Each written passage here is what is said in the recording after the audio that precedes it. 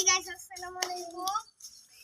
এখন আমি যে জায়গায় আছি সেটি হলো হীরালাল সেন ভবন। আমরা এটা সঠিক জানি না যে হীরালাল সেন এই জায়গায় পড়তো নাকি। হীরালাল সেন ভবনের মুখে আমরা আছি, আর আমার ভাই এখানে এসে অনেক খুশি হয়েছে।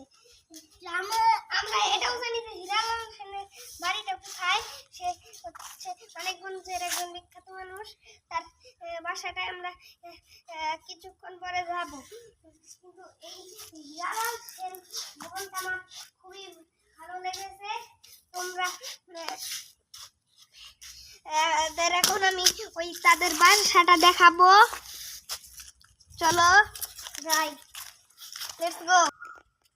তো গাইস, আমি আগের ভিডিওতে আপনাদের বলেছিলাম তার ভবনটা নিয়ে কোনো কথা, কিন্তু আমি যাওয়ার সময় দেখতে পাই যে তার কিছু পুকুরও আছে। সেগুলো কিনে রেখেছে। এই যে একটা পুকুর, আর একটা পুকুর, তারপর সামনে ওইদিকে আবার একটা পুকুর আছে। চলো দেখে আসি।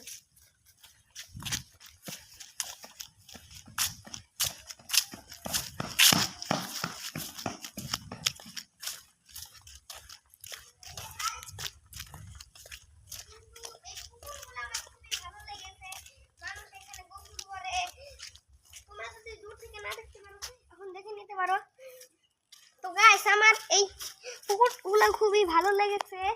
তবে পরের ভিডিওতে তোমাদের আমি দেখাবো যে কিভাবে আমরা তার বাসায় যাই।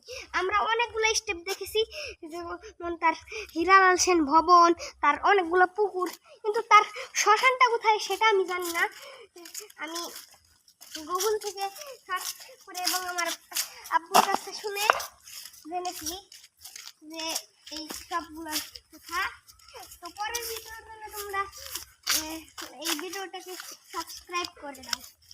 তো hey guys, assalamu alaikum.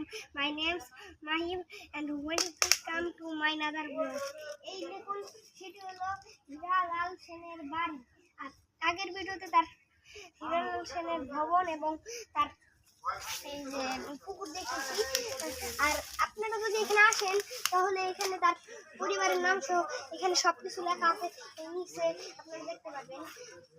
তো ভিতরের অবস্থা বেশি ভালো না, কিন্তু এখন এই বট গাছগুলোর সাথে এটা আটকে গেছে। কিন্তু বট গাছও কেটে ফেলে, তবে এটা ভেঙে ফেলে না, এটা মেনে সমস্ত নষ্ট। তো এখানে তার সম্বন্ধে অনেক কিছু লেখা আছে। বাড়িটা আমার কাছে একটু কমই ভালো লেগেছে, কিন্তু আমার ভাগ্যটা অনেক খারাপ। এই যে পরিচালক হীরালাল সেনের শ্মশানটা আমি দেখাতে পারলাম না। তো এটা বন্যায় ভেঙে গেছে সব কিছু, কিন্তু তাও এটা ঠিক আছে একটু।